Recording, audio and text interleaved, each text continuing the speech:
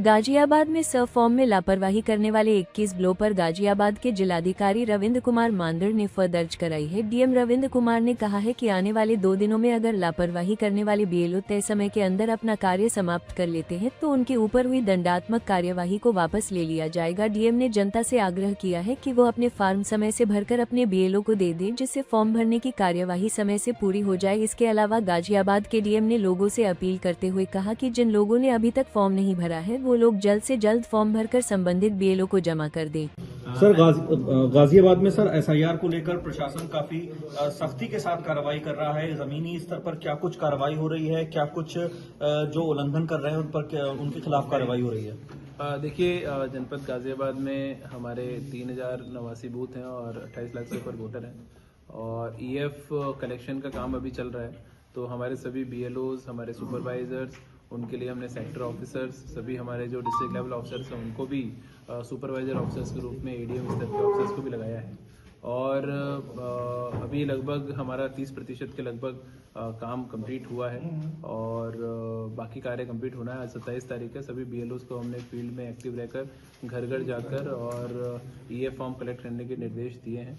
कुछ बीएलओज द्वारा उसमें लापरवाही की गई है। ऐसे 21 बीएलओज पे हमने अभी आरपी एक्ट में धारा 32 में एफआईआर भी कराई है, क्योंकि ये एक बहुत महत्वपूर्ण कार्य है, निर्वाचन का कार्य, और पूरी मशीनरी इसमें पूरी तरह लगी हुई है। अभी मैंने सभी राजनीतिक दलों के जो जिलाध्यक्ष हैं और सभी प्रतिनिधि हैं उनकी मीटिंग ली है। उनको भी मैंने अपील की, उनके बीएलए भी पूरी तरह एक्टिव नहीं है, तो उनसे भी हमने अपील किया आप अपने बीएलएस को और आपके फील्ड लेवल फंक्शनरीज को एक्टिव करें, ताकि चूंकि गाजियाबाद की एक विशेष समस्या है कि ये शहरी इलाका है और इंडस्ट्रियल लेबर बहुत है और किराएदार भी बहुत लोग रहते हैं। तो ऐसे लोगों को ढूंढना और उसके बाद में उनसे फॉर्म कलेक्ट करना वो भी एक थोड़ा जटिल कार्य है। तो उसके लिए हमारे सभी बीएलओज प्रयास कर रहे हैं। जो अच्छे बीएलओज हैं उनके लिए हमने पारितोषिक की घोषणा भी की है और ऐसे जो सबसे कमजोर 20-20 बीएलओ है उसके लिए मैंने खुद भी उन बीएलओज को गोद लिया है। उनकी बाकी अन्य वरिष्ठ अधिकारियों को, नगर आयुक्त साहब को, वीसी साहब को, हमारे एडीएम साहिबान को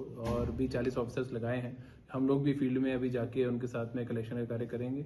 जहाँ पे लोग नहीं मिल रहे हैं हमें, तो वहाँ पे स्थानीय पार्षदों को, पूर्व पार्षदों को, बूथ लेवल एजेंट के लिए हमने कहा है कि उनके माध्यम से हम लोग कलेक्शन कराएं, अनाउंसमेंट करवा रहे हैं। इस शनिवार और रविवार को हम लोग ऐसे जो मिसिंग वोटर्स हैं, तो जो नहीं मिल रहे हैं हमें, उनकी सूची हम लोग बूथ पे चस्पा करा रहे हैं। और आपके माध्यम से मैं अपील करना चाहूँगा हमारे सभी गाजियाबाद के मतदाताओं से, जिसने भी अपना ईएफ फॉर्म प्राप्त किया है वो तत्काल अपने बीएलओ को फॉर्म प्रदान कर दें, ताकि हम उसको समय से डिजिटाइज कर दें। और ऐसे लोग जिन्होंने अपना एड्रेस अगर चेंज कर लिया है, तो पिछले चुनाव में आपने जिस बूथ पे वोट दिया था, हो सकता है आपका ईएफ फॉर्म उस बीएलओ के पास हो, तो आप वहाँ के बीएलओ से संपर्क कर लें। नंबर मैंने सोशल मीडिया पे डाले हैं। हमारे डिस्ट्रिक्ट एनआईसी की वेबसाइट से भी आप सभी बीएलओ के नंबर देख सकते हैं, मौके पे भी जा सकते हैं, तो वहाँ से आपको ये फॉर्म मिल जाएगा। कोई समस्या अगर आती है तो आपके संबंधित तहसील में या कलेक्ट्रेट में हमने सुविधा केंद्र बनाए, तो यहाँ पर आकर भी आप हमारे निर्वाचन कार्यालय से संपर्क कर सकते हैं, तो यहाँ से भी हम आपको फॉर्म दे देंगे। लेकिन किसी ऐसा जो व्यक्ति जो फॉर्म प्राप्त नहीं हुआ है, तो वो छूटे ना, वो फॉर्म हमसे आके कलेक्ट्रेट में प्राप्त कर ले या अपनी तहसील में प्राप्त कर ले और फॉर्म तुरंत भर के दे दें, ताकि हम उसको डिजिटाइज करा दें। तो मैं आप सभी से अपील करना चाहूंगा। सर, एक तरफ जहां एफआईआर की कार्रवाई की जा रही है, तो वहीं दूसरी तरफ जो अच्छा काम करने वाले बीएलओ हैं उनको प्रोत्साहित भी किया जा रहा है, प्रोत्साहन राशि भी दी जा रही है, होटल में रुकने का व्यवस्था भी उनकी की जा रही है। ये क्या कुछ पूरा मामला है? देखिए, मैं जो हमारे बूथ लेवल ऑफिसर्स हैं उनकी जटिलताओं को भी हम लोग समझते हैं। हमारे 3089 में से 1100 आंगनबाड़ी कार्यकर्ते हैं, हमारे बीएलओ सब हमारी बहनें हैं और सभी लोग शहरी क्षेत्रों में कॉम्प्लेक्सिटीज होती हैं, फिर भी काम कर रहे हैं। तो उसमें जो अच्छा काम कर रहे हैं उन्हें निश्चित रूप से हमें पारितोषिक प्रदान करना ही चाहिए, तो हम लोग उनका सम्मान कर रहे हैं। लेकिन जो लोग बिल्कुल कई बार कहने के बाद भी अगर लापरवाही करते हैं, तो निश्चित रूप से, चूंकि ये शासकीय कार्य है, शासकीय कार्य में कोई व्यक्ति लापरवाही करता है तो उसको दंड मिलना ही चाहिए। और पुनः मैं ये कहना चाहूंगा, अगर उसमें जो ऐसे बीएलओ भी जिन पे एफआईआर भी हुई है, अगर वो अपना कार्य अभी भी कंप्लीट समय अवधि में पूरा कर लेते हैं, तो फिर उसके बाद में हम उसको खत्म भी कर देंगे।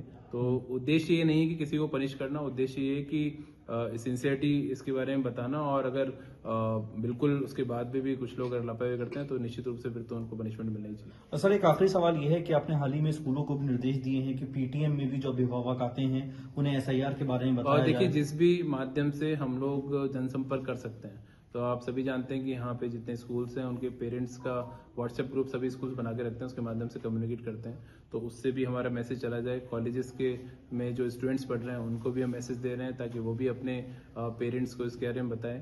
अभी हमने ये निर्णय लिया है कि जहाँ पे इंडस्ट्रीज बहुत हैं तो अभी हम इंडस्ट्री एसोसिएशन को पत्र लिखने जा रहे हैं ताकि उनके यहाँ पे जो भी वर्कर्स काम करते हैं, अलग अलग RWS के चेयरमैन को पत्र लिख रहे हैं, उनके यहाँ पे जो लोग रहते हैं और जो हमारी ऐसी कंस्ट्रक्शन लेबर है, तो सभी जो कार्यदायी संस्थाएं हैं उसमें जो रजिस्टर्ड जितने भी कॉन्ट्रैक्टर्स हैं उनको भी पत्र लिखने जा रहे हैं कि वो भी अपने अपने जो लोग उनके यहाँ काम कर रहे हैं सबसे ये सुनिश्चित कर लें कि उन्होंने अपना एनुमरेशन फॉर्म अपने धन्यवाद।